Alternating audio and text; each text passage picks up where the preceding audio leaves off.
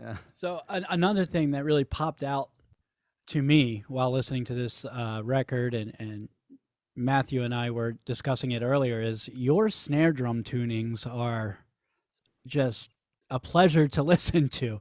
So we were wondering if you'd be able to shine some light on how you like to tune your snares and maybe some of the things you do to get that sound. Um, well, first of all, I only use Sonor snares, which is a part of the success, I think. For Let me sure. fix that Yeah. mic stand. No, you're good. Yeah, because this microphone, I guess you're using the same. Yep. It's very heavy, and this mic Yeah, stand is it likes quite to kind of, sag. yeah. So yeah, snare sound. Mm, I always tune my bottom head quite high, very high, and then I do all the rest with the top hat. So if I want a lower tuned drum, I'm gonna no, tune the top hat lower, and vice versa. So I don't really touch the resonant head. And then the only thing I do is I make sure that the snare wires are as loose as I can have them so that they don't rattle too much. So, I want to have them very loose always because then you hear all the little subtleties and you hear the snare wires even when you play a little bass stroke and stuff.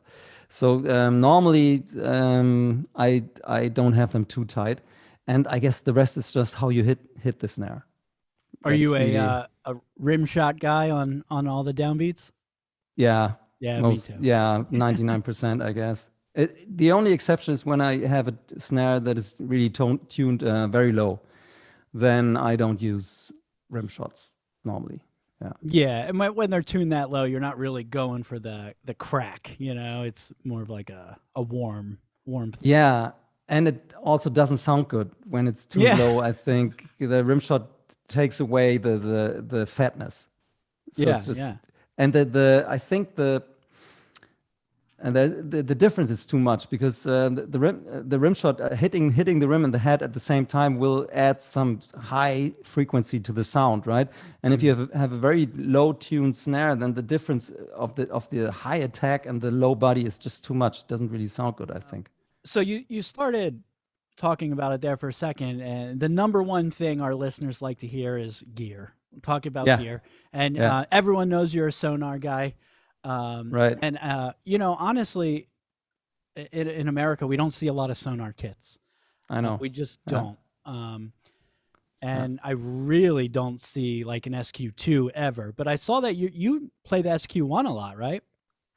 Yeah, I did. It happened because Sonor is a German company, and they have one drum kit for me when I play in Europe, and I can't bring my gear for any reason, for travel or most of the time it's just travel. And then they will send this one drum kit, and that's an SQ1, because when I asked them, hey, which drum kit do you want to feature? And they said SQ1. That's why it's an SQ1, and I really love it. But it wasn't my choice because I had never heard it before. But with Sonor, it's like that. All the sets that are made in Germany are really very high quality, so Oh you yeah. can't go wrong with any of the kits. So I like the SQ1 a lot.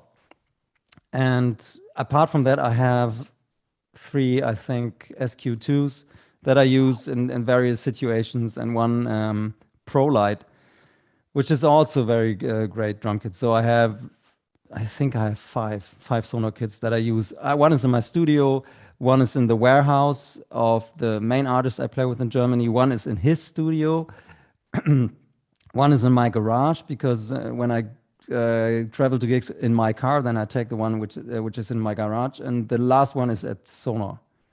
Yeah, so it's very convenient. Yeah, I mean they sound unreal.